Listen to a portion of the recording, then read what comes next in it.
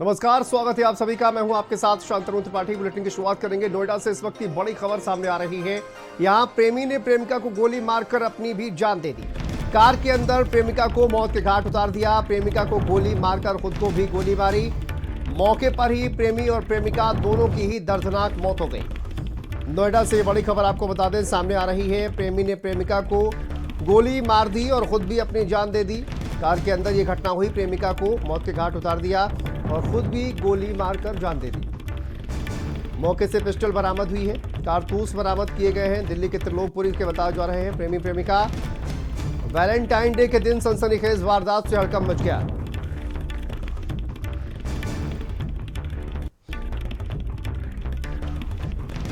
Sector 39 थाना के sector 107 road की वारदात।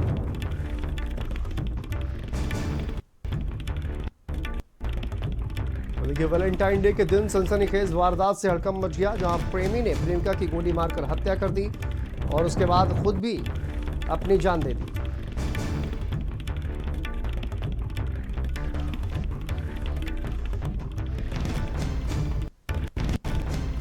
और दानिश हमारे सहयोगी जुड़ गए हैं ज्यादा जानकारी के साथ। दानिश, क्या ये मामला है, क्या जानकारी सामने आ रही है, क्या विवाद की वजह बताई जा रही है? प्रेमी ने प्रेमिका की गोली मारकर हत्या कर दी, खुद भी अपनी जान दे दी और वैलेंटाइन डे के दिन ये कदम उठाया गया।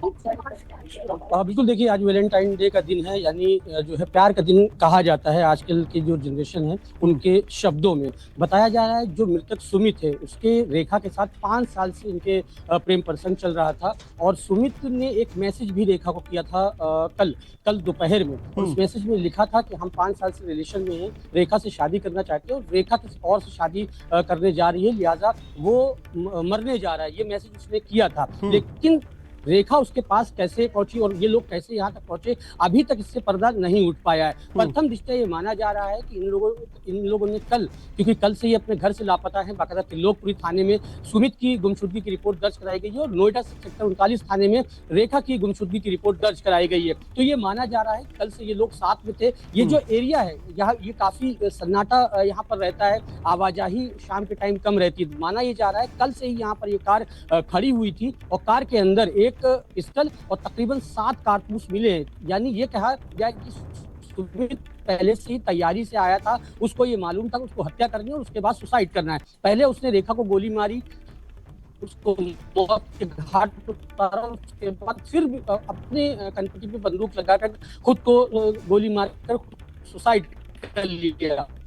अभी प्रथम दृष्टया पुलिस ने अभी का बयान पुलिस का नहीं आया है, लेकिन प्रथम दृष्टया ये माना जाता को मैसेज किया उसी वक्त रेखा के पास सुमित पहुंचा है और ये दोनों आपस में मिले हैं और मिलने के बाद साथ में ही थे। और आज ये कह रहे थे उन्होंने जो है गाड़ी में बंद देखी और खून देखा। उसके बाद यहाँ दानिश, प्रेमिका की शादी क्या तय हो चुकी थी और परिजन क्या इस शादी को लेकर राजी नहीं थे? इस वजह से कहा जाए कि दोनों की शादी जो है वो नहीं हो पा रही थी, ये खौफनाक कदम उठाना पड़ा। बिल्कुल, आशंका यही जताई जा रही है कि हाँ, इन दोनों के काफी समय से रिलेशन थे, प्रेम प्रसंग थे और उसके साथ ही शादी से रेखा ने मना किया। उसके बाद ये कदम उठाया गया, क्योंकि सुमित का जो मैसेज, इसमें जो रेखा को एक मैसेज किया है, वो सामने चीजें आ रही हैं धीरे धीरे, तो वो साफ दर्शाती हैं कि हाँ, रेखा की किसी और से शादी तय हो गई थी। परिवार वाले जो है तैयार नहीं थे। आज वैलेंटाइन डे का दिन है। हो सकता है कि सुमित ने वैलेंटाइन डे के बहाने रेखा को बुलाया हो और उसके बाद बुलाने के बाद जो भी आपस में बातचीत हुई हो, एक कार में निक्सॉन कार है, उस कार के अंदर वो लेकर आया है और इस तरीके से आज इसने कदम उठाया। पहले रेखा की हत्या करी और खुद की भी जीवन लीला समाप्त कर ली। बड़ा सवाल ये खड़ा होता है कि आखिर सुमित दिल्ली से नोएडा आ जाता है, बॉर्डर पार करता है, उसके पास पिस्टल थी, कोई तलाशी नहीं, क्योंकि आमतौर से देखा जाता है कि जब दिल्ली से नोएडा आते हैं तो तलाशी बराबर चेकिंग चलती है। और कल से ही अगर दोनों लापता थे तो इनको तलाशने की ठोस कार्यवाही क्यों नहीं की, चाहे नोएडा पुलिस की तरफ से या फिर दिल्ली पुलिस की तरफ से ठोस कार्यवाही नहीं करी गई। अगर जब गुमशुदगी परिवार में दिखाई दी, गुमशुदगी दर्ज कराई थी, तो इस वक्त अगर इन दोनों की तलाश होती और ढंग से तलाश होती तो शायद इनकी ये जो घटना हुई है, ये घटना बच सकती थी। लेकिन कहा हमेशा देखा गया है कि जब कोई गुमशुदगी दर्ज कराई जाती है तो आमतौर से पुलिस ये कह के पल्ला झाड़ लेती है कि एडल्ट है, जवान है, 1-2 दिन के अंदर आ जाएंगे, वापस घर आ जाएंगे। तो ये जो जवाब पुलिस देती है उसी का खामियाजा यहाँ पर। और यही बड़ी लापरवाही पुलिस की कहीं ना कहीं दोनों की जान पर भारी पड़ गई। बहुत शुक्रिया दानिश आपका इस तमाम जानकारी के लिए। तो देखिए पुलिस की बहुत बड़ी लापरवाही मामले पर सामने आ रही है।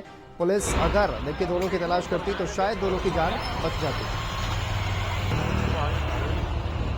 नोएडा में वैलेंटाइन डे के दिन एक बहुत बड़ी घटना देखने को मिली है, जहां पर एक प्रेमी ने पहले अपने प्रेमिका को गोली मारी, उसके बाद खुद भी गोली मारकर सुसाइड कर लिया। इस वक्त हम सेक्टर 107 की रोड पर खड़े हैं। यहीं पर कार के अंदर ये पूरा सुसाइड हुआ है। शीशे आप देख सकते हैं टूटे हुए पड़े हैं, क्योंकि पुलिस जब आई है तो उसने तोड़कर गाड़ी का जो शीशा है वो तोड़कर उसको बाहर निकाला है। कहीं ना कहीं ये बताया जा रहा है कि आपसी विवाद जो है प्रेम प्रसंग को लेकर इन लोगों का चल रहा था, लिहाजा उसको लेकर जो लड़का है वो त्रिलोकपुरी दिल्ली का रहने वाला है और लड़की नोएडा की रहने वाली है। लिहाजा पहले वो दिल्ली से यहाँ पर आया है और उसके बाद प्रेमिका से अपनी मिला है। कार के अंदर दोनों बैठे हैं इसी रोड पे, इसी कार पे, जो कार आप तस्वीरों में देख रहे हैं उसी कार के अंदर पहले जो प्रेमी है उसने गोली मारी है अपनी प्रेमिका को और उसके बाद खुद भी गोली मारकर जो है मौत की आगोश में सो गया। फिलहाल पुलिस ने दोनों शवों को बरामद कर लिया है। शीशा तोड़कर दोनों शवों को निकाला गया और उनको पोस्टमार्टम हाउस के लिए ले गया। उनका पोस्टमार्टम होगा और उसके बाद और भी जो वजह है वो पता चल पाएंगे। गाड़ी के अंदर तकरीबन 4 से 5 कारतूस और एक पिस्टल बरामद हुई है।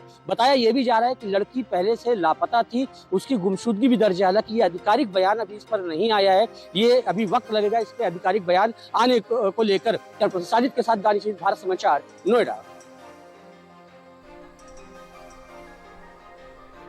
चलिए आगे बढ़ते हैं। कानपुर से इस वक्त